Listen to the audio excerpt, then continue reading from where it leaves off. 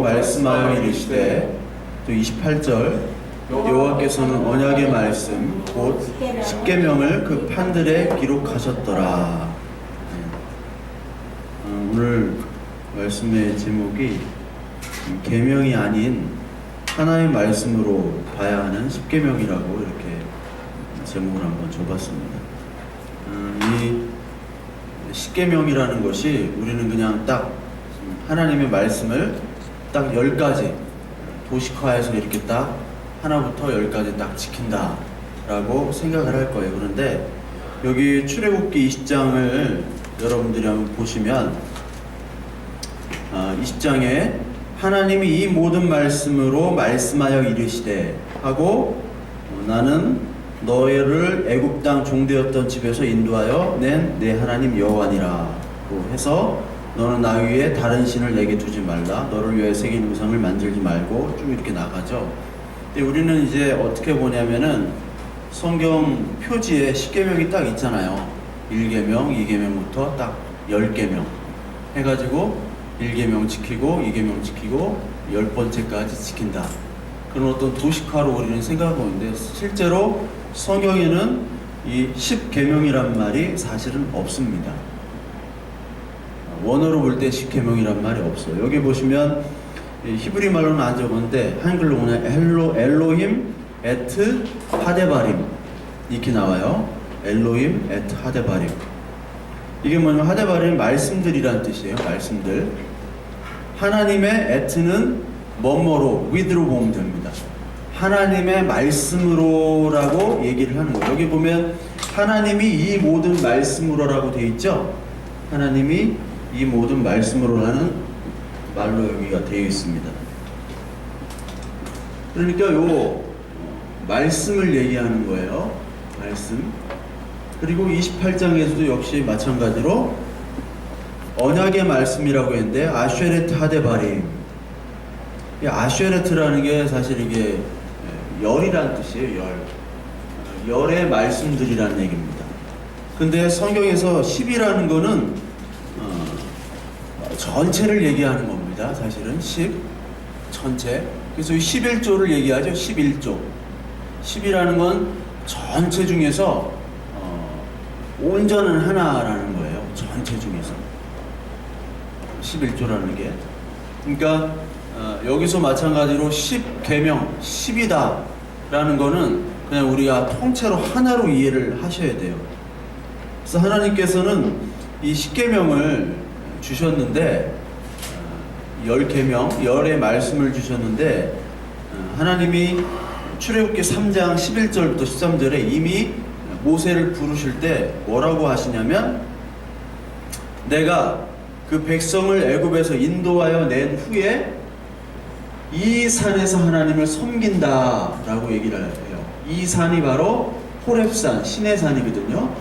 십계명을 받은 산, 그 산에서 하나님을 섬기겠다, 하나님을 예배한다. 그러니까 출애굽하게 한 목적이 바로 뭐냐면 여러분들이 하나님을 섬기는 백성으로, 아브라함의 언약에 의해서 하나님의 백성을 섬기는 백성으로 만들겠다라고 얘기를 이미 모세를 부르실 때 이미 얘기를 하세요.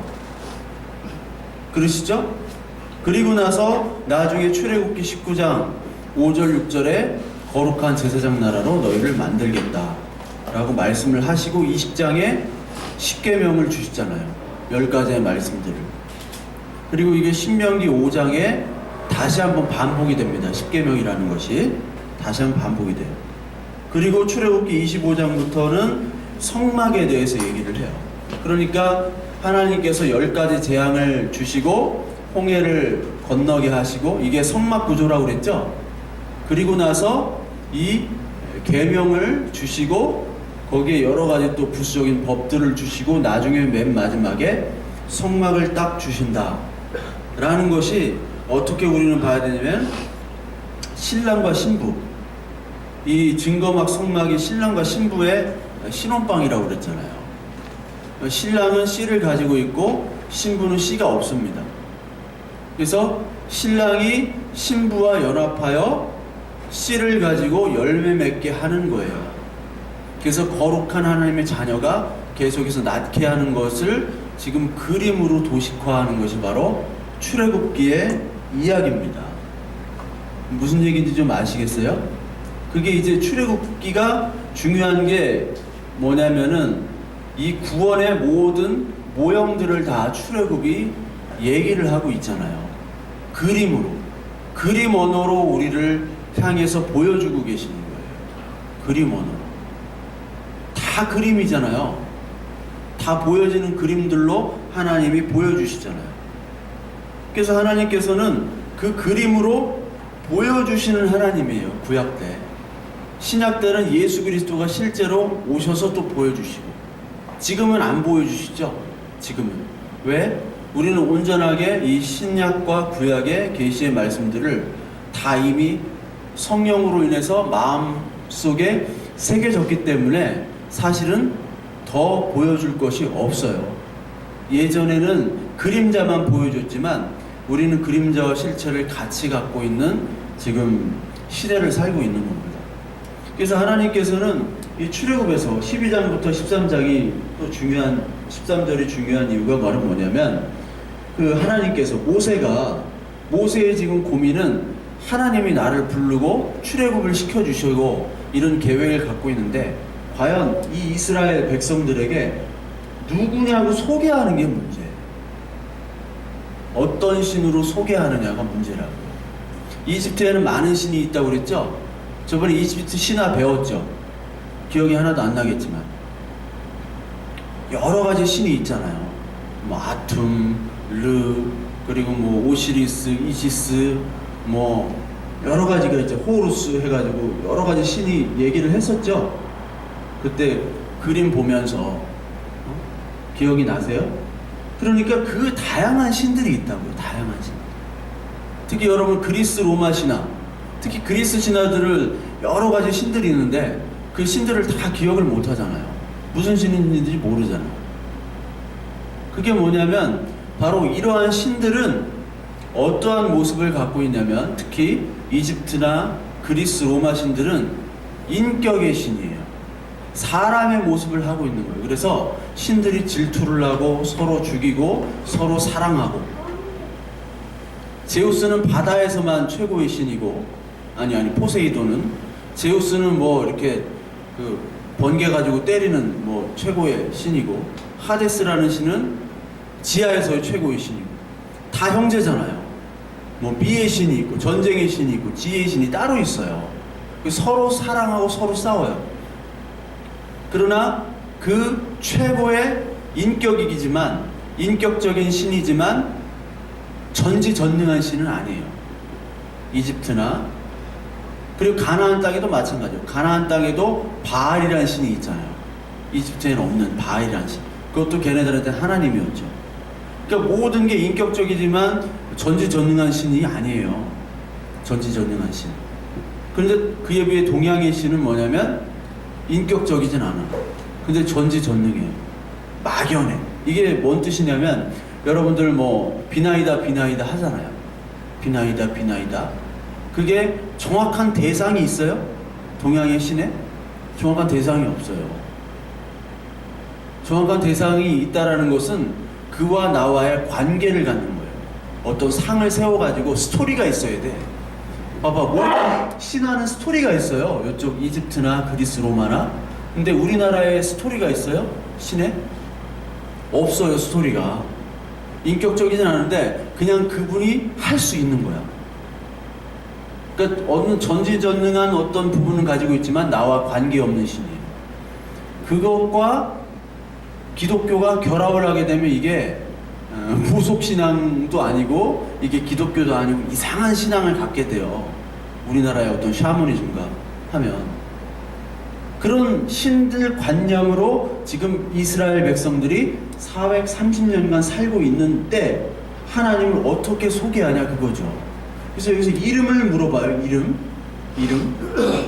그들이 내게 묻기를 그의 이름이 무엇이냐, 하나님이 무엇이냐라고 얘기하면, 하나님 모세에게 이르실 때 나는 스스로 있는 자다. 이게 아슈에르 에위에 아슈에르 에이에라고 제가 옛날에 얘기했지만, 나는 스스로 있는 자다 나라는 말은 원래 히브리 말로 하면 그냥 나야라고, 나야. 딴 설명이 없어요. 나야. 근데 그것들을 그냥 나야라고 하면 설명을 못 하잖아요. 그래서 하나님께서는 10가지 재앙과 보여지는 것들로 말미암아 내가 신 중에 최고의 신이고 다른 신들은 다 가짜고 다른 신들을 다 죽이는 거예요. 개구리 신도 죽이고요, 파리 신도 죽이고 나일강의 신도 죽이고 다 죽여버리잖아요. 결국 바로까지도 죽이죠. 바로의 아들까지 죽이잖아요. 참 신임을 보여주는 거예요. 나야. 더 설명할 필요가 없어. 대통령이 명함 갖고 다니는 거 봤어요? 네? 명함에 뭐 많이 있는 사람들은 뭔가 좀 열등감이 많은 사람, 프로필에 많은 사람들 있죠, 책에. 그러면 집어 던져야 돼요. 프로필이 필요가 없어요. 하나님은 프로필이 무슨 필요가 있어? 하나님을 소개한단 말이에요. 여기서 그림으로 계속 보여주는 거예요. 그림으로. 무슨 얘기인지 아시겠죠? 출애굽이 그림으로 계속 보여주시는 거예요. 그런데 이 계시의 진리들을 하나님께서 이제 그 10가지의 말씀으로 주셨는데, 우리의 문제는 뭐냐면 이 10가지의 문제들을 도식화하고 공식화한다는 게 문제예요. 그렇죠? 그래서 1부터 10까지 해가지고 하나, 너 1 안 지켰어, 너 2 안 지켰어, 이렇게 하나하나씩 집어낸다고요. 채점하듯이. 그러지 말라고 하는데 기계적으로 외우고 기계적으로 도식화해서 기계적으로 그것을 잘 지키는 것을 칭찬하고 뿌듯해 한다는 거예요. 그래서 하나님께, 하나님 나 이거 다 지켰으니까 잘했죠? 하나님 상 주세요. 이렇게 얘기하는 거예요. 그게 바로 바리새인이었어요. 이게 하나님의 마음을 깨닫지 못하고 도식화해버리면은 이게 바로 율법의 우상이 되는 겁니다. 그래서 하나님의 마음을 깨닫는 게 중요해요. 음악하는 사람들은 특히 클래식은 곡 해석이 중요하잖아요. 여러분 그 클래식 중에 가장 어려운 연주가 바흐의 무반조 첼로 연주곡이죠. 그 많이 들어보셨을 거예요. 그냥 첼로 하나만 연주를 해요. 그래서 다 뽀록이 나, 실력이 다 뽀록이 나. 근데 다른 사람 다 들어봐도, 여러분 로스트로포비치라고 들어봤어요? 무스티슬라프 로스트로포비치라고, 이 사람이 바흐 무반조 첼로 연주곡의 대가인데, 그 사람이 하는 거랑 뭐 미샤 마이스키나 뭐 누가 요요마 이런 사람들이 하는 거랑 달라. 왜? 바흐의 곡 해석을 하는 거예요. 곡 해석이 가장 중요해요. 그 소리가 다르다니까요. 소리가. 그건 뭐냐면은, 그래서 장한나가 왜 하버드대 철학과를 갔냐면 곡을 해석하기 위해서 간 거예요. 최고의 연주자가 철학과를 갔다고. 음악을 더 안 하고. 그러니까 대가들은 그 곡 해석을 가지고 하는 거지, 우리가 볼 때는 이게 곡 해석이 뭔지를 몰라. 근데 곡 해석에 과연 바흐의 해석을 그대로 전달을 하는 능력을 가장 최고의 능력으로 보는 거예요. 마찬가지예요. 하나님의 마음, 10계명, 이 10가지의 말씀에 하나님이 어떤 마음을 가졌는가, 왜 이거를 주셨는가, 그리고 성경 전체적으로 이것은 무슨 의미를 갖는가에 대해 우리가 초점을 맞추고 시작해야 되는데, 우리는 1부터 10까지 딱 도식화해서 지키자, 이렇게 해버리면 이게 첫 단추부터 잘못됐다는 겁니다. 그래서 이런 도식화가 어디서부터 나왔냐면, 뭐 아우구스티누스부터 나왔지만 특히 아리스토텔레스의 논리학으로부터 나왔어요. 그러니까 모든 우리가 신학 공부들이 다 서양식 신학 공부거든요. 아리스토텔레스의 논리학은 A는 뭐뭐다, B는 뭐뭐다, 따라서 C는 뭐뭐다, 이거부터 시작한 거예요. 그래서 이게 신 존재를 막 증명했다고. 하나님을 증명할 수 있어요? 나는 나야 라고 얘기했는데 니들이 어떻게 나를 증명해? 증명을 원래 못하는 건데, 이 아리스토텔레스의 영향을 받은 특히 누구죠? 토마스 아퀴나스부터 해가지고 계속 신존재 증명을 한 거예요. 데카르트도 신존재 증명을 하고. 왜? 논리학에 따라 도식화시키는 거예요. 공식화. 그러니까 여러분들 교리도 공부도 하고 어떠한 십계명이나 이런 것들을 도시가에서 공부를 많이 해야 되는데 그것도 안 해, 교회에서. 그런 거 교리 공부 제대로 받아본 적 있어요? 없잖아요.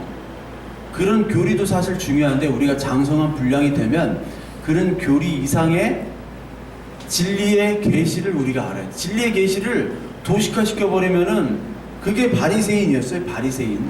이게 뭘 하는지도 모르고 왜 해야 되는지도 모르고. 여러분 인수분해 왜 하는지 모르고 했잖아요. 미적분 뭐 하는지 모르고 이게 뭔지 모르고 공시 외웠죠? 응? 공부 잘하는 저기 했잖아. 뭔지도 모르고 하는 것이 이게 바로 죄예요. 이게 뭔지도 모르고 열심히 하는 게. 그래서 이 십계명을 하나님의 마음이 어떤 것인가를 우리가 사실 보면서 해야 돼요. 그래서 십계명을 보면은 1계명부터 10계명까지 있는데 특히 우리가 1계명부터 4계명까지는 뭐 하나님에 대한 계명이다. 그리고 5계명부터 10계명까지는 사람과 사람 간의 관계의 계명이다 라고 딱 끊어서 얘기하잖아요. 근데 그것도 아니야. 이게 하나예요. 그냥 하나님을 섬기는 것은 사람을 섬기는 거예요. 그래서 예수께서도 뭐라고 말씀하셨냐면, 예수님이 보이는 형제에게 그렇게 못하면서 어떻게 보이지 않는 하나님께 잘할 수 있느냐. 성경에 그런 말씀이 있잖아요. 그러니까 보이는 것과 보이지 않는 것은 같은 거예요. 십계명도 마찬가지입니다. 이걸 둘로 나눌 필요가 없어요. 그리고 십계명 어떤 분들은 이게 뭐 간음하지 말라, 도적질하지 말라, 살인하지 말라, 이것을 다 어떤 성경적인 예수 그리스도의 계시의 진리를 핍박하거나 그것들을 거부하거나 그거를 가로막는 것이 살인이요 간음이고 그런 쪽으로만 해석을 해요. 그런 쪽으로만 해석하는 것도 바르지 않습니다. 실제 간음과 살인과 부모 공경과 그런 것들이 다 들어가야겠죠. 그러니까 율법과 복음은 같은 것이고 육과 정신은 같은 것이고 하나님 나라 안에서는 거룩한 것과 더러운 것은 같은 거예요. 여기서 더럽다고 생각하지만 하나님의 나라에서는 이것이 거룩할 수 있는 거예요. 그래서 베드로에게 꿈이 나타나셨잖아요. 베드로가 꿈을 꿨는데 그 레위기의 율법에 보면은 이 벌레들을 잡아먹으면 안 돼요. 이 짐승들, 이 더러운 것들이에요. 율법으로는 부정해요. 그런데 하나님이 먹으라고 하시잖아요. 더럽지 않다. 더럽지 않은 거예요. 근데 우리는 우리 기준에서 이거는 깨끗하고 이거는 거룩하고 이거는 나쁜 거고 라고 얘기를 하는 거예요. 특히 우리의 신앙이 이 땅과 하나님 나라 천국으로 천당으로 간다라는 것과 이원화가 되어 있어. 그래서 우리는 천국을 죽은 후에 간다고 생각하죠. 다들 그렇게 생각하잖아요. 그래서 하나님 오늘 이렇게 헬조선 흙수저로 세워놔가지고 너무 힘듭니다. 7포 세대 너무 젊은 살기 힘들어요. 하나님 어서 오시옵소서. 이게 좋은 신앙이에요? 어서 오시옵소서. 하나님 나라는 온다고 그랬어요? 가는 거라고 그랬어요? 하나님 나라는 오는 거잖아요. 이미 우리는 이 땅에서 하나님 나라를 사는 거란 말이에요. 이미 산다는 것은 뭐냐면 영원한 생명을 얻은 겁니다. 영원한 생명을 얻은 거면 이 땅에서 죽으나 사나 똑같은 거예요. 그렇잖아요. 삶과 죽음이 똑같은 거예요. 이미 영원히 살았는데 뭘 또 죽겠다고 그래요. 하나님 이 세상 말세입니다. 말세이긴 뭐가 말세예요. 무슨 얘기인지 아셨죠? 그러니까 우리가 이 땅에서의 사는 것, 열심히 악착같이 사는 것도 그게 하나님의 영생이고 또 죽어도 영생이고 살아도 영생이에요. 하나님 나라에서는 죽는 것과 사는 것, 이 땅에서 살다가 죽는 그런 이원론적인 관계가 아니라고요. 그러니까 여기서 열심히 하루하루 살자고요. 열심히. 이미 살았는데 뭘 또 죽어요. 영원히 살았는데. 그 기쁨을 알면은 이제 완전히 된 거예요. 그 기쁨을 이 땅에서 알게 되면 완전히 됐기 때문에 하나님이 데려가셔도 되고 더 여기서 살게 하셔도 되고 상관이 없어요. 근데 우리는 늘 여기서 잘 먹고 잘 살다가 또 죽어서 또 더 좋은 곳으로 가고 아니면 여기서는 또 못 사니까 하나님 나 빨리 데려가세요. 이 둘 다의 신앙이 다 틀렸다니까요. 무슨 얘기인지 아시겠어요? 둘 다가 다 틀렸다고요. 그러니까 굳이 죽으려고 하지 말라고. 예? 헬조선이지만 흙수저로 태어나가지고 막 흙 긁고 있지만 또 그런 말에 마음을 뺏겨서도 안 돼. 헬조선이 어디 있고 흙수저가 어디 있어요, 우리에게. 안 그래요? 이미 영원한 생명을 갖고 있는 사람들인데. 그러니까 이것들을 어떤 뭐 영적이라는 말로만 표현하던가 아니면 이걸 도덕 교과서만 되던가 그래서는 안 된다는 겁니다. 십계명이라는 것은 우리가 은혜를 받은 사람들의 모습, 정체의 이야기예요. 그 이름을 받은 사람들의 정체예요. 그러나 이 십계명은 다 지킬 수가 있어요, 없어요? 지킬 수가 없다고요, 우리가. 그래서 결국은 십계명은 10가지 말씀이라는 건 그리스도잖아요. 10가지라는 건 온전한 겁니다. 온전한 말씀을 다 지킬 수 있는 분이야말로 누구냐면 바로 예수 그리스도죠. 예수 그리스도. 디모데전서 1장 11절에 17절에 보면 영원하신 왕 곧 없어지지도 않고 보이지도 않는 오직 한 분이신 하나님께 존귀와 영광이 영원 무궁토록 있기를 빕니다. 한 분 오직 하나님 예수 그리스도만이 이 십계명을 지킬 수 있는 분입니다. 그래서 예수님은 이 십계명을 다 지키셨어요. 물론 어떤 바리새인들은 안식일을 지키지 않았지 않느냐, 안식일날 그거는 유대인들이 만든 율법이지 안식일의 목적과 안식일의 본질을 흐려뜨리는 것이지 예수 그리스도 자체가 안식이잖아요. 예수님과 같이 있으면 안식이에요. 그런데 우리 일반 교회도 보세요. 교회에서 안식하고 쉼보다 열심히 일하고 봉사하는 걸 칭찬하잖아요. 열심히 일하고 봉사하지 않으라는 얘기가 아니에요. 그 얘기가 아니라는 거 알죠? 근데 이것들을 도시화해가지고 뭐 내고 뭐 하고 이거를 도식화해서 점수표로 만들어가지고 그렇게 해버리잖아요. 그것이 바로 안식일을 지키지 않는 거죠. 그거는 유일하게 안식일을 지킬 수 있는 분이 바로 예수님 영원하신 왕이다. 그 십계명을 바로 예수 그리스도께서 나타나신 것이고 이 십계명을 구체화시킨 것. 이 십계명에는 하지 말라라는 외적인 것만 있지만 뭐 간음하지 말라, 도둑질하지 말라 이렇게만 돼 있잖아요. 그런데 산상수훈 마태복음 5장부터 7장까지는 예수님께서 이 십계명을 더 확대하시죠. 마음의 문제까지, 마음의 살인과 마음의 간음과 마음의 도적질까지 다 뭐라고 그랬어요? 살인과 간음과 도적질이라고 그랬어요. 그러니까 십계명은 신약에 와서는 뭘로 바뀌어요? 산상수훈이라는 마태복음 5장에서 7장까지입니다.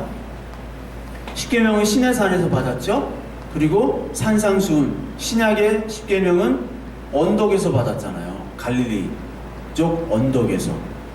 그거 다 연결이 돼 있는 거예요. 같이 받은 겁니다. 그러니까 이것들을 같이 10가지를 같이 신약과 구약에 같이 묶으면서 동시에 복음과 율법과 도덕 윤리와 동시에 예수 그리스도를 나타내는 그런 구속사적인 의미까지 같이 하나로 뭉쳐서 해석을 해야지 따로따로 보면 안 된다는 거예요. 그러니까 어떤 쪽은 도덕 교과서로만 본다고요. 부모님께 공경하라 이런 얘기를 할 필요도 없어요. 살인하지 말라 이런 얘기를 못하러 십계명에 아깝게 하고 있어요. 당연한 건데. 근데 그걸로만 봐서도 안 되고 그거를 포함한 예수 그리스도의 이 하나님의 진리를 우리가 성경 전체적으로 보자는 거죠. 그래서 뭐 간단하게 뭐 이게 한 계명 이렇게 보면은 한 계명만 해도 시간이 많이 걸리지만 그냥 간단히 보자면 여러분들 그 첫 번째 그 말씀에 나 이외에 다른 신을 내게 두지 말라라고 얘기를 하세요. 첫 번째 말씀을. 이거는 나와 너라는 관계가 나오죠. 나와 너라는 관계가 나옵니다. 근데 너라는 말을 히브리어로 단수로 쓰셨어요. 여기서. 그러니까 너라는 것은 바로 뭐냐면 어디를 얘기하는 거예요? 누구를? 이스라엘을 얘기하는 거죠. 신약으로 얘기하면 교회죠. 너는 단수예요. 이 말은 뭐냐면 그 성경을 보면요, 여러분 특히 시편 같은 데 보면은 너 이스라엘은 다 공동체입니다. 공동체. 이게 2000년대 이후로 대형교회부터 공동체라는 말을 쓰기 시작했어요. 네? 공동체. 그 전까지는 공동체라는 말을 쓰지 않았어요. 어디서만 썼느냐? 저희 공산당에서만 썼어요. 공동체를. 근데 이제 공동체란 말을 쓰죠. 공동체란 말이 좋습니다. 믿음의 공동체. 공동체란 뜻은 뭐냐면 운명을 같이 하는 거예요. 운명을. 그러니까 네가 죽으면 내가 죽는 거야. 성경은요, 개인적인 구원보다, 특히 구약에서 개인적인 구원보다, 신약도 마찬가지지만 특히 구약에서 공동 이스라엘의 구원과 저주를 얘기해요.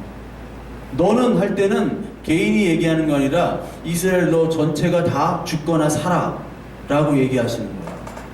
근데 지금은 우리는 다 개인화가 되어 있죠. 신앙이. 우리 교회, 우리 가족, 우리 근처 빼고는 우리 교회에 대한, 하나님 나라 전체 교회에 대한 기도와 그런 것들의 어떤 인식들이 현저하게 떨어집니다. 특히 우리나라 교회가. 그런 거 많이 느끼잖아요. 다녀도 내 가족만을 위해서 기도해요. 내 가족만. 얼마나 기도가 그냥 하나님께 열심히 구해서 받는 것으로만 기도를 생각해요. 기도가. 얼마나 편협한 사고를 가지고 있어요. 근데 성경은 계속해서 공동체를 얘기해요. 공동체.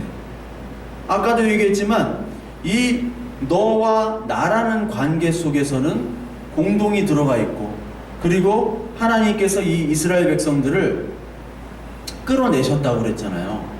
그러니까 개인의 문제가 아니에요. 구원은 이스라엘 전체의 문제입니다. 너와 나와의 관계, 이 관계 속에서 절대로 다른 신들은 들어갈 수가 없다라는 거예요. 너와 나와 관계가 신랑과 신부의 관계죠. 신랑과 신부 간의 관계가 다른 사람이 들어갈 수가 있지. 다른 사람이 요즘 많이 들어가잖아요. 들어가는데 들어갈 수 없는 게 원래 원칙이잖아요. 그 강신주 씨가 삼성전자 뭐 강의를 하러 갔는데 그 삼성전자 직원들한테 여러분들 아내들이 여러분들 사랑하죠? 그러니까 예! 막 다 사랑한다고 막 자신있게 얘기하더라고요. 근데 그분들한테 여러분들이 만약에 이 회사에서 잘려가지고 돈을 못 벌어 와도 여러분들 아내들이 여러분들을 사랑할까요? 그러니까 아무도 대답을 못합니다. 그러니까 부부 사이에 뭐가 끼어 있는 거예요? 돈이 끼어 있는 거예요.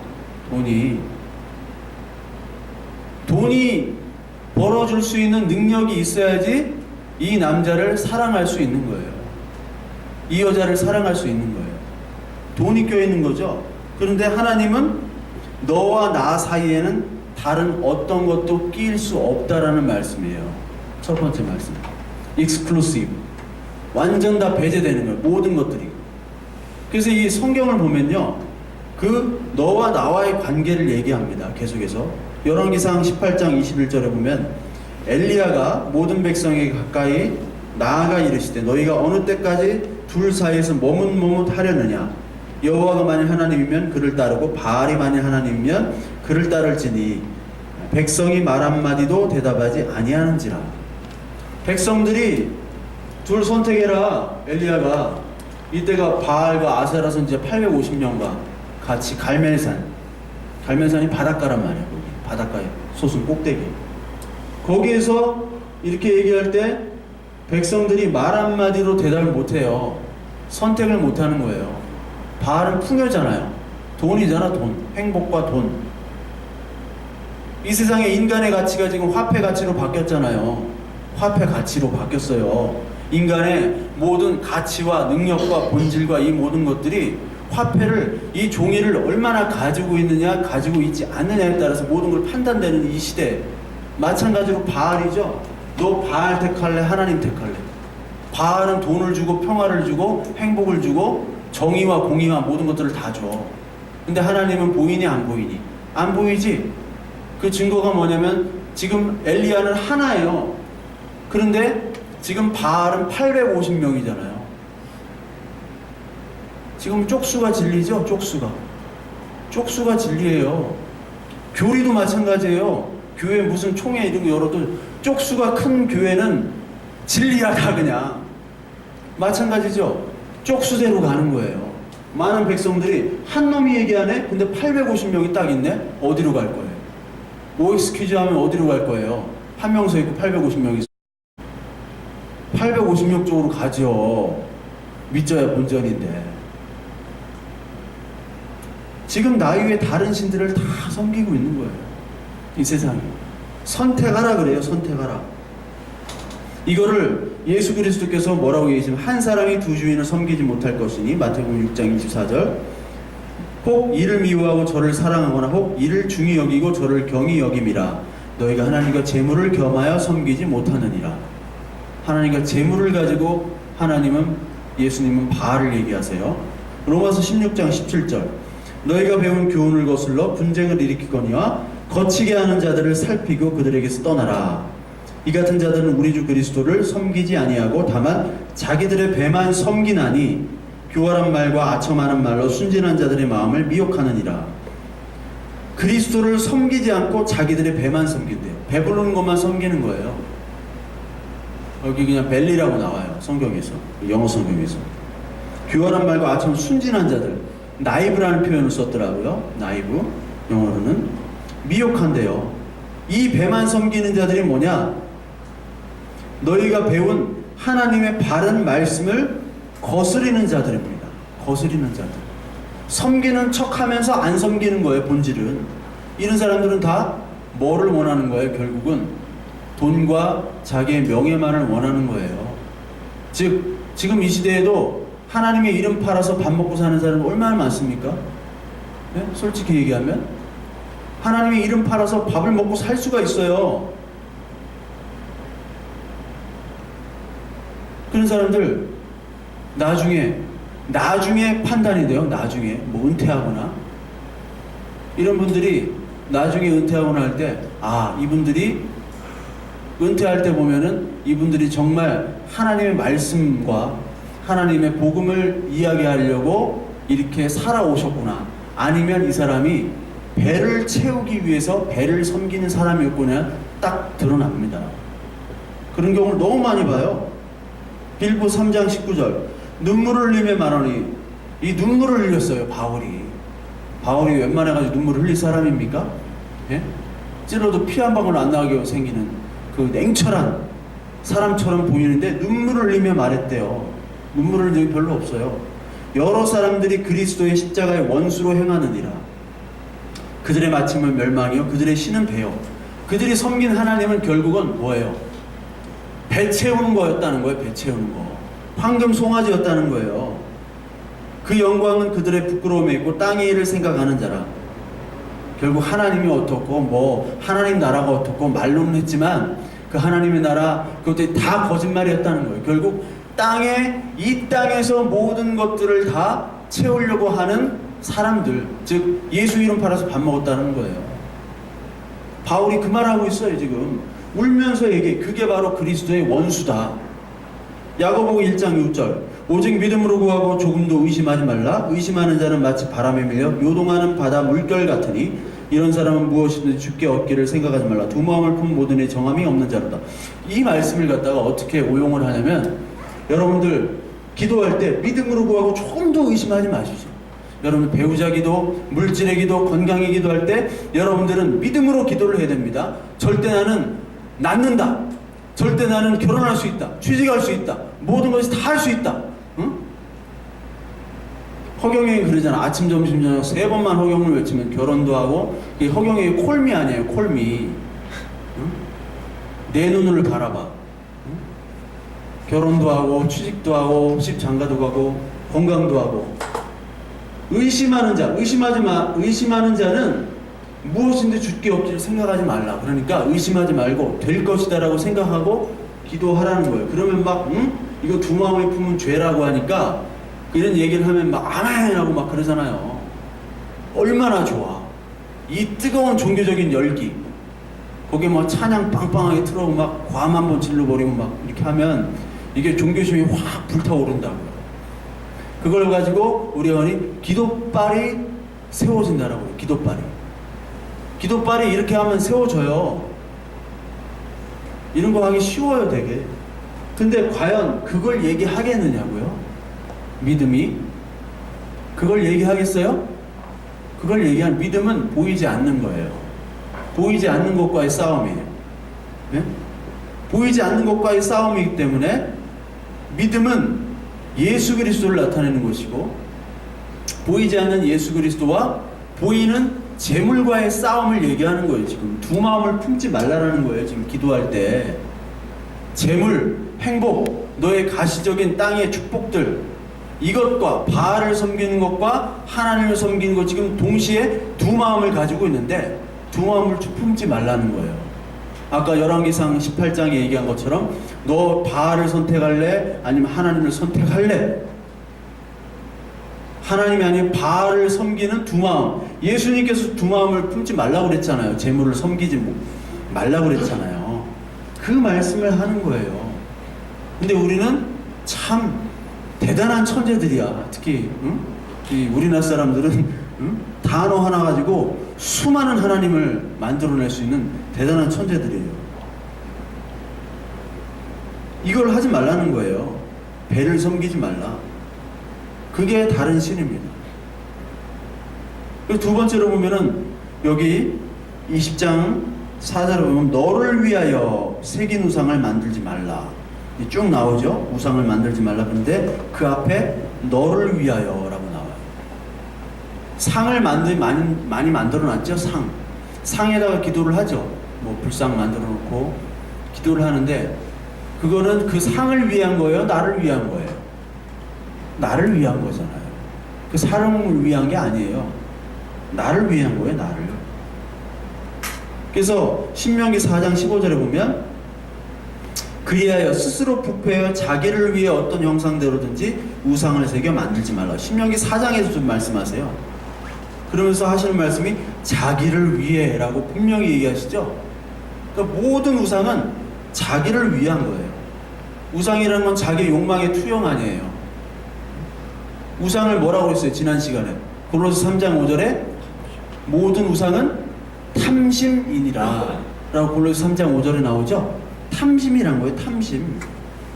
그러니까 우리 안에 거짓의 것들을 가지고 우리는 하나님을 섬길 수 있다는 거예요. 그게 금송아지, 출애굽기 32장에 금송아지를 나왔죠. 이것이 우리를 애굽으로부터 인도해낸 하나님이다라고 그걸 막 섬기고 축제를 했잖아요. 그 우상이 바로 나의 탐심인 거예요. 즉 내가 신이 되는 거예요. 내가. 그래서 하나님께서 뭐를 원하시느냐? 하나님을 아는 지식을 요구하십니다. 하나님. 왜? 하나님을 알아야지 우상으로부터 빠지지 않는 거예요. 하나님을 알아야지. 그러니까 하나님은 하나님을 아는 지식을 우리에게 계속 넣어주시는 열심을 오늘도 하고 계시는 거예요. 그래서 출애굽기 20장 5절에 보시면 너를 위하여 우상을 새기지 말라라고 얘기하시면서 동시에 5절에 하나님 여호와는 어떤 하나님이라고 얘기하냐면 질투하는 하나님이라고 그래요. 질투. 여기서 어떤 사람들은 또 봐봐 하나님이 봐봐 하나님이라는 게 그리스 로마 신화처럼 질투하는 신이야. 그리스 로마 신화 보면 다 질투하잖아. 질투해서 서로 죽이고 애정 문제로 죽이고 권력 문제로 죽이고 그러잖아요. 질투한다라는 것이 바로 뭐냐면 히브리 원어는 엘칸나 하나님의 열심이에요. 그게 질투한다는 건 왜 질투하겠어요? 내가 택한 신부가 있단 말이에요. 예수 그리스도 신랑이잖아요. 하나님이잖아요. 신랑이 모든 것들을 다 마련하고 구원해서 다시 나와 같이 살도록 신방 아파트를 꾸몄어요. 신방을. 그래서 이제 오게 했어. 오게 했는데 얘가 또 나가는 거야. 그 질투란 말이에요. 그 질투. 인간의 질투가 아니라 안타까움의 표현이에요. 인간적인 표현. 안타까움에. 왜? 하나님을 모르기 때문에. 이 지식이라는 건 머리로 아는 것이 아니라 히브리말 야다라고 해가지고 체험해야 아는 거예요. 부부끼리의 체험을 통해서 아는 거예요. 그것이 바로 하나님의 아는 지식입니다. 그 지식을 오늘도 하나님이 열심히 해서 질투하신 하나님이 우리는 계속해서 바알을 섬기려고 하고 다른 신들을 섬기려고 하는데, 우리를 섬기려고 하는데, 그 열심으로 계속해서 쳐내기도 하시고 또 이렇게도 바꾸기도 하시고 계속해서 하나님께서 보이지 않는 섭리로 인도하시는 거예요, 우리를. 그것이 열심이에요. 헬 조선에서 살 수도 있고 흙수저로 태어날 수도 있어요. 그게 하나님의 열심의 표현이에요. 근데 우리는 그것에 마음이 뺏겨가지고 그것 때문에만 좌절하고 하는 것은 하나님의 아는 지식의 그리스도인이 아닌 거지. 그래서 하나님의 아는 지식, 호세아서 4장 1절, 이스라엘 자손들아 여호와의 말씀을 들으라. 여호와께서 이 땅 주민과 논쟁하시나니 이 땅에는 진실도 없고 인애도 없고 하나님을 아는 지식도 없고 오직 저주와 속임과 살인과 도둑질과 간음뿐이요 포화와 피가 피를 뒤이음이라. 속임, 저주, 살인, 도둑질, 간음 다 있죠. 모든 세상에. 그러나 이 모든 것들은 사실은 하나님의 아는 지식이 없는 사람들의 상태를 얘기하는 거예요. 하나님의 아는 지식이 없는 사람. 호세아서 6장 6절, 나는 인애를 원하고 제사를 인애 헤세드예요. 사랑. 제사를 원하지 아니하며 번제보다 하나님을 아는 것을 원하노라. 그들은 아람처럼 언약을 어기고 거기서 나를 반역하였다. 반역한 사람들이에요. 아담을 아담처럼 반역한 사람들은 끝까지 하나님이 아는 지식을 거부합니다. 그게 누구냐면 우리의 죄된 상태예요. 그래서 아담인 우리들은 실패를 했지만 다음 오신 두 번째 아담은 예수 그리스도께서 그 열심으로 성공을 하셨다는 얘기가 성경의 얘기예요. 그것이 구원이에요. 구원. 그것이 너희를 위해 우상을 섬기는 이런 모습들을 지금 책망하고 계시는 거예요. 고린도서 4장 18절에 보면 우리가 잠시 받는 환난에 경한 것이 지극히 크고 영원한 영광에 중한 것을 우리에게 이르게 하며 우리가 주목하는 것은 보이는 것이 아니요 보이지 않는 것이니 보이는 것은 잠깐이요 보이지 않는 것은 영원함이라. 보이는 것과 보이지 않는 것의 싸움이죠. 우리가 은혜를 받았다는 표정을 어떻게 해요? 하나님 감사합니다. 뭐가 감사해요? 가난해서 감사해요? 아니죠. 돈 주셔서 감사해요. 집 팔게 해주셔서 감사해요. 응? 10억에 팔게 해주세요. 막 이렇게 새벽기도 나와. 10억 막 20억에 팔게 해주세요. 근데 기도 그 특별 새벽기도 끝나고 팔렸어. 그럼 하나님의 역사예요, 아니에요? 그것도 하나님의 역사죠. 그러면 그것이 감사 은혜가 되는 거예요. 근데 그런 분들은 뭐만 하는 거예요? 보이는 것으로만 하는 거죠. 이것이 바로 상을 만드는 거예요. 보이는 것으로. 보이지 않는 것과 보이는 것이 싸움이라니까요. 상을 만드는 것과 상을 만들지 않는 것. 자, 히브리서 11장이 믿음장이죠? 믿음장. 자, 노아가 믿음으로 노아는 아직 보이지 않는 일에 경고하심을 받았대요. 보이지 않는 일. 보이지 않는 일에 보이지 않지만 하나님의 이 말씀이 진짜 길이요 생명이다 라고 여러분들 그 마음으로 믿는 것이 바로 믿음이에요. 그럼 실제로 예수님이 재림할 줄 알아요? 몰라요? 모르잖아. 보여지질 않았는데. 예수님 본 적 있어요? 하나님 본 적 없잖아요. 근데 무슨 근거로 우리가 믿냐고 지금. 예? 그걸 얘기하는 거예요. 니네들 무슨 근거로 지금 히브리서 11장은 뭘 믿냐 조롱하는 거예요. 히브리인들이 조롱받으면서 믿음을 지키는 거야. 그래서 노아가 등장하잖아요. 아직 보이지 않는 일에 경고하심을 받아 경외함으로 하나님을 두려워한다고요. 방주. 이게 모세가 탔던 방주죠. 테바라고 해가지고 모세가 나일강에 떠가지고 그 흙바구니, 흙인지 뭔지 아직 기름 발라가지고 이렇게 한 거. 그게 바로 방주예요. 믿음으로 띄운 거야. 이것도 준비할 그 집을 구원하였다. 믿음을 따르는 의의 상속자가 됐다. 믿음에 따르는 의의 상속자가 되고 싶어요? 믿음을 안 따르지만 정말 돈이 많은 상속자가 되고 싶어요? 그걸 얘기하는 거예요. 그래서 모세 얘기도 하잖아요. 모세가 바로의 공주로 태어나서 백성들과 고난받기를 즐거워했다. 그 왕궁에서 낙을 누리는 것보다 고난받기를 즐거워했다라고 표현을 해요. 믿음으로. 그러니까 우리는 그 싸움인 겁니다, 지금. 이 하나님께서 인도하신 이 땅, 그 사사기부터는 계속 이제 실패한 역사죠. 보여지는 것 때문에 지금 계속 실패한 역사예요. 그 땅에 들어가지고 보여지는 우상들을 계속 섬겼다고. 그런데 사사기에 보면 보여지는 우상의 실체가 뭐냐? 자기 소견에 오른 대로 자기를 섬긴 거예요. 자기를. 그러니까 우상은 뭐냐? 자기예요. 그리고 우리가 정말 하나님을 열심히 섬긴다, 말씀으로 진리로 깨닫는다, 이런 거 하자면 전에도 얘기했지만 가장 깊숙한 우상이 뭐냐면 내가 이렇게 열심히 지킴으로 나의 만족과 칭찬, 자기 만족, 자기의 칭찬이 또한 우상입니다. 이런 보여지는 우상보다 더 심할 수가 있어요. 그래서 예수 그리스도께서는 바리새인들을 독사의 새끼라고 그랬잖아요. 바리새인들을 여러분들 그냥 나쁜 놈들이라고 생각하는데 바리새인들은 온 힘을 다해서 하나님을 섬긴 사람들이에요. 하나님을 위해서 모가지를 내놓을 수 있나요? 모가지를 내놨다고요. 안식일날 쳐들어오는 적군들을 향해서 내 목을 베고 가라고 했던 사람들이에요. 만만히 볼 수가 없는 사람들이에요. 우리가 바리새인들을 따라갈 수가 없어요. 그런데 그 사람들 그 깊숙한 마음 깊숙이, 아무도 알지 못하는 그 마음 깊숙이를 예수님은 찔러버렸어요. 그러니까 가만히 있겠어요? 그걸로 먹고 사는 사람인데, 그 자존심 하나로 먹고 사는 사람들인데, 그러니까 죽인 거죠. 우리도 조심해야 된다는 거예요. 우리도. 그리고 맨 마지막 여기까지만 할 텐데, 그 20장 3절에 보면, 20장, 출애굽기 20장 보면은 그 세 번째 말씀, 이게 20장 7절에 보면 너는 내 하나님 여호와의 이름을 망령되게 부르지 말라. 이름. 자, 출애굽기 첫 번째 그 말씀이 쉐모트라고 그랬죠?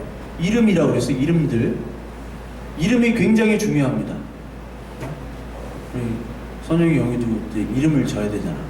애기 이름을. 이름 짓기가 쉬운 게 아니잖아요. 아담이 이름을 줬어요. 그러니까 하나님은 나는 나다 라고 이름을 말씀하시죠. 엘로힘 하나님, 뭐 엘샤다이, 뭐 계속해서 하나님의 이름들이 나오잖아요. 그러니까 이름이 나오는 거예요. 이름이 우리가 예수 그리스도의 이름으로 기도합니다라고 하죠. 예수 그리스도의 이름으로. 왜 하는 거예요, 그걸? 그냥 추임새인가? 얼쑤하고 추임새인가? 맨 마지막에 예수님 이름으로 기도합니다. 예수님의 권위와 예수님의 이름과 그 능력, 이름의 능력으로 아니면 우리의 기도가 들어갈 수가 없다는 거예요. 왜요? 우리는 죄기 때문에 하나님과 소통할 수가 없어요. 누구 때문에 하나님과 소통해서 휘막이, 장막이 사라지고 직접 소통할 수 있냐? 예수 그리스도의 능력, 그 이름의 능력, 그 예수 그리스도의 죽으신 그 피로 말미암아 하나님께 연결이 되는 거잖아요. 그걸 예능하게 하는 거예요. 그래서 이름이라는 건 본질과 상태와 인격과 능력과 속성, 계획, 섭리 다 포함합니다. 근데 그 이름을 가지고 함부로, 이 말은 헛되이 부르지 말라는 거예요. 헛되이. 그래서 하나님, 주님 막 아버지 막 얘기는 하는데 그것이 헛되이 많이 부르면 그게 죄가 더 쌓이는 거예요. 마태복음 7장 22절에 거짓 선지자들한테 뭐라고 얘기하시면 예수 그리스도께서 그 거짓 선지자들 뭐라고 얘기해요? 주의 이름으로 선지자 노릇들, 주의 이름으로 귀신조 쫓아내고, 주의 이름으로 이러한 선지자 노릇하고 다 했습니다. 뭐가 나와요? 주의 이름이라는 게 분명히 나와요. 근데 예수님의 평가는 뭐예요? 내가 너를 도무지 알지 못한다. 불법을 행한 자여 썩 꺼져라. Get out. 불법이라고 얘기해요. 그러니까 하나님만 외친다고 해서 이게 다 좋은 게 아니야. 하나님이 우상으로 하나님을 섬길 수 있다니까요. 그게 이름을 망령때 헛되이 부르는 거예요. 이름이 하나님을 다른 하나님으로 얘기를 하는 거지. 그래서 여기 샤데 교회와 필라델피아 교회가 있습니다.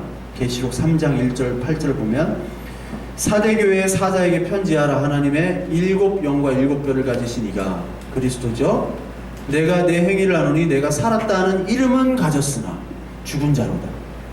교회 하면은 하나님의 이름과 하나님의 능력과 하나님의 구원, 예수 그리스도와 교회가 세상의 소망입니다. 막 이렇게 여기 대전에 모 교회 있잖아, 시옷 교회. 그리스도가 하면 소망입니다. 벽에다 크게 이렇게 교회마다 이렇게 다 붙여놓잖아요. 이름이 있는데 과연 그 소망 그리스도가 들려있는 그 교회가 과연 그 이름이 산 이름인가 죽은 이름인가, 그건 봐야겠죠. 우리는 산 이름인가 죽은 이름인가 우리도 봐야겠고, 사대교회라는 교회를 그리스도가 어떻게 평가했냐. 이름은 가졌어. 교회라는 형태는 다 있어요. 그리고 그리스도의 이름을 불러요. 찬양하고 기도하고 다 해. 봉사도 하고 다 해. 교육도 하고 예배도 하고. 그러나 하나님의 평가는 죽었다라고 얘기해요. 우리도 이게 산 교회인지 죽은 교회인지 우리도 평가를 해야 된다는 거죠. 아니 내 자신이 평가를 해. 내가 진짜 그리스도라는 이름을 가졌지만 이게 산 이름인지 죽은 이름인지 평가를 하라는 얘기예요. 지금 7교회에 대해서. 근데 빌라델피아 교회, 이게 가난한 교회거든요. 가난하다고, 물질적으로 가난하다고 다 좋은 교회는 아닙니다. 이것도 이원론이에요. 부자라고 다 나쁜 교회가 아니에요. 부자라고 다 좋은 교회도 아니고 가난하다고 나쁜 교회도 아닙니다. 그 이름이 살아있는 교회가 좋은 교회예요. 이름이 살아있는 교회가. 볼지어다 내가 내 앞에 열린 문을 두었으나, 열린 문 교회, 우리 자동문 교회 올 때 열린 문 교회 두었으니 능히 닫을 사람이 없으리라. 내가 내 행위를 아노니, 여기 행위를 아노니 내가 작은 능력을 가지고도 내 말을 지키며 내 이름을 배반하지 않았거든. 작지만 그 말했음에 순종하고 예수 그리스도의 이름에 배반하지 않는 교회가 살아있는 교회라는 거예요. 이름을 계속 얘기하잖아요. 이름을. 그러니까 죽은 교회는 뭐를 섬기는 거예요? 짐승을 섬기는 거예요. 짐승을. 산 교회는 그리스도만 섬기는 거예요. 계시록에서 계속 이름이 나와요. 이름이란 단어만 30번이 나와요. 계시록에만. 자, 그리스도 이름, 여러분들 666 잘 알죠? 666. 그리스도 이름과 짐승의 이름이 대조됩니다. 그리스도 이름은 계시록 19장 13절 뿐만 아니라 많이 나오는데 요거 하나만 이렇게 했어요. 제가 힘들어가지고. 계시록 13장 17절은 짐승의 이름이에요. 짐승 이름부터 볼까요? 이 표는 곧 짐승의 이름이나 그 이름의 수라. 지혜가 여기 있으니 총명한 자는 그 짐승의 수를 세어보라. 총명한 자, 지혜로운 자. 그리스도가 지혜니까 그리스도의 이름을 가진 자는 한번 계산을 해보라는 얘기. 그것은 사람의 수니 그의 수는 666이니라. 이게 뭔 말일까요? 666. 777, 37 가방 이라고 있었어요. 80년대에 가장 잘 나갔던. 777은 완전한 3번이잖아요. 완전한 그리스도인데 666은 뭐예요? 7보다 조금 떨어지는 거예요. 쉽게 말하자면 아주 7 같은 능력을 가지고 있는데, 그리스도와 하나님 같은 능력을 가지고 있는데 짝퉁인 거예요. 짝퉁. 근데 그 수가 666인데 이게 사람의 수래요. 사람. 결국 하나님이 되려고 하는 우상인 인간, 선악과로 타락한 인간이죠. 선악과를 먹은 후에 하나님이 되고자 했던 게 인간이에요. 우리는 다 하나님이 되고자 하는 겁니다. 내가 판단하고 내가 선과 악을 심판하는 거예요. 그 하나님의 이름이 사탄인 거예요. 사실 사람의 이름이. 본질은 그거예요. 막 도깨비처럼 막 드라큘라가 나타나는 막 이게 아니라 본질은 뭐냐? 내가 하나님이 되고자 하는 것들이 바로 666이에요. 짐승의 표가. 뭐 바코드가 어쩌고 뭐가 어쩌고 막 뭐 베리칩이 어떻고, 그게 아니라 그에 비해 그리스도 이름은 뭐예요? 그가 피 뿌린 옷을 입었는데 그 이름은 하나님의 말씀이라 칭하더라. 말씀하면 그리스도지 뭐. 말씀. 모든 인격과 모든 사역과 섭리와 모든 것들이 다 말로 표현되는 거예요. 이게 문자가 아니라 사실은 말이에요, 말. 그리스도예요. 우리가 쓰는 그런 언어라기보다도 그 이름이 바로 그리스도라는 거예요. 그 그리스도를 가진 자와 사람으로만 머물러 있는 사람. 그러니까 사람이 다 같은 사람이 아니에요. 그리스도가 안에 있는 사람과 없는 사람 두 가지로 나눈 거예요. 근데 우리는 없다가 제국이잖아요. 제국. 애굽의 제국. 제국에서 지금 천국으로 가는 거예요. 구원이. 제국에는 사람의 이름만 있는 거예요. 바로의 이름만. 바로의 이름만 있잖아요. 제국이니까. 그 이름에서 그리스도 이름으로 새 피조물로 바뀐 거지. 고린도 후서 5장 17절. 그리스도 안에 있는 자는 새로운 피조물이다. 나오죠? 이전 것은 지나갔으니 보라. 뭐가 됐다고요? 새 것이 되었도다. 완전히 바뀌어진 체인지 된 거예요. 이게 회개 메타노이야. 이게 회개했다고 하는 거예요. 이름이 바뀐 거예요. 우리는 야곱에서 이스라엘로 바뀌고 우린 죄인에서 의인 성도로 바뀐 거라고요. 그거를 누가 바뀌게 하세요? 엘칸나, 질투하시는 열심의 하나님이 우리를 바꾸시는 거지 우리가 하는 건 아무것도 없다고. 우리가 바꿀 수가 없어요. 그것 때문에 하나님을 찬양하고 하나님께 감사하고 기뻐하는 거예요. 그것 때문에 우리가 못하는데 하나님이 하셨다. 헛된 이름을 헛되이 불렀어. 우리는 다른 신을 불렀다고. 다른 신 이름을 하나님이라고 하면서. 그런데 이제 바로의 이름이 아니라 바른 이름을 부르도록 하나님이 열심을 내서 우리들을 열매 맺게 그리스도인으로 만들어 주셨다라는 이야기입니다. 이게 함부로 부르지 말라는 게.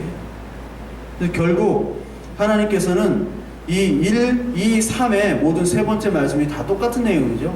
나 위에 다른 신, 다른 신은 바로 너를 얘기하는 거야. 네가 우상이고, 그리고 네 우상이니까 하나님의 이름이 아니라 사람의 이름만 부르는 너를 바꾸게 하시겠다라고 말씀을 하세요. 그게 신명기 26장 18절에 나와요. 우리 같이 읽겠습니다. 시작. 여호와께서도 내게 말씀하신 대로 오늘 너를 그의 보배로운 백성이 되게 하시고 그의 모든 명령을 지키라 화가 나셨습니다. 그런즉 여호와께서 너를 지으신 모든 민족 위에 뛰어나게 하사 찬송과 명예와 영광을 삼으시고 그가 말씀하신 대로 너를 내 하나님 여호와의 성민이 되게 하시리라. 되게 하신대요. 하나님이 신명기에 말씀을 하시잖아요. 모세를 통해서. 지난주에 신명기 31장에 가나안에 들어가면 너희들이 배가 불러가지고 하나님을 버린다고 그랬어요? 잘 섬긴다고 그랬어요? 버릴 것이다라고 얘기했죠. 너희들은 십계명 못 지켜. 그러니까 예수 그리스도를 통한 온전한 계명을 지키도록 하는데 그거를 너희들은 안 되니까 내가 되게 하게 할 거야. 로마서 4장 2절 8절. 이게 굉장히 중요한 말씀입니다. 성경이 무엇을 말하느냐, 성경이 뭘 말하느냐 알려줘요. 아브라함이 하나님의 믿음에 그것이 그의 의로 여겨진 바 되었느니라. 일하는 자에게는 그 삭시 은혜로 여겨지지 아니하고 보수로 여겨지죠. 내가 보수 일한 만큼 받으면 대가잖아요. 하나님 내가 이런 거는 했습니다. 하나님 주세요. 기브 앤 테이크면 하나님의 은혜예요? 내 공로예요? 하나님의 은혜라고 할 사람 없죠. 내가 일했으니까. 내가 기도 열심히 하고 내가 봉사하고 했으니까. 근데 일을 아니할지라도 경건하지 아니한 우리 경건하지 아니한 일도 안 하는 우리잖아요. 구원의 백성으로 우리가 무슨 일을 해요? 안 하잖아. 일을 하지 않을 자를 경건하지 아니한 자를 의롭다 믿게 하시는 일을 믿는 자에게는 그의 믿음을 의로 여기시나니 일한 것이 없이 하나님께 의로 여기심을 받는 사람의 복에 대하여 다윗이 말한 바 불법이 사함을 받고 죄가 가리어짐을 받는 사람들은 복이 있고 주께서 그 죄를 인정하지 아니하신 사람은 복이 있도다. 이 말씀이 뭐 되게 어려워요. 한글말이 되게 어려운데 니들이 일을 안 한다는 거예요. 일을 할 수 없다는 거예요. 니들 일해가지고 니들의 열심으로 니들이 탈출하고 니들이 구원을 얻었다고 하고 니들이 한다면은 하나님이 하실 일이 없죠. 그럼 니들은 하지 않았음에도 불구하고 우리에게 삭스를 주셨어요. 그게 기업, 하나님 나라 자녀 예수 그리스도로 만들어 주시는 그 삭스를 주시는 거고, 동시에 의로 여겨주시는 거죠. 우리를 새로운 피조물로 여겨주시는 거예요. 그게 바로 뭐냐면 복이에요. 복. 불법이 상을 받고, 우리 불법이잖아. 상을 받고 죄가 다 사해지는 게 복인데, 다른 사람들 이 하나님을 섬긴다고 하면서도 어떤 복을 더 구하느냐? 전혀 다른 복을 우리는 더 구하고 더 그것을 가치 있게 여기는 것이 바로 불법이에요. 불법. 지금도 불법을 행하는 거야. 막 다른 복을 구한다면은. 우리의 복된 것은 바로 우리가 일하지 않은데도 불구하고 삭스를 주셨다. 죄의 삭, 사망의 삭은 없어지고 의의 삭, 사랑의 삭, 영원한 생명의 삭만을 하나님이 허락해 주셨다. 이거를 우리들은 못 지키니까, 이 말씀들을 못 지키니까, 그래, 내가 대신 죽고 내가 대신 지키고 너 지킨 걸로 해줄게, 그래, 그렇게 한번 해보자 해서 우리들을 계속해서 인도하시는 거라고. 계속 치고받고 이 세상에서 싸우면서, 이 세상에 보이는 것들을 쫓으면서도 하나님의 말씀들을 쫓아가도 또 이 왔다리 하면서 그 와중에 하나님의 열심을 우리가 발견하는 것이, 그게 복된 사람들입니다. 그 십계명에 나타나는 그 말씀이에요. 그게 십계명을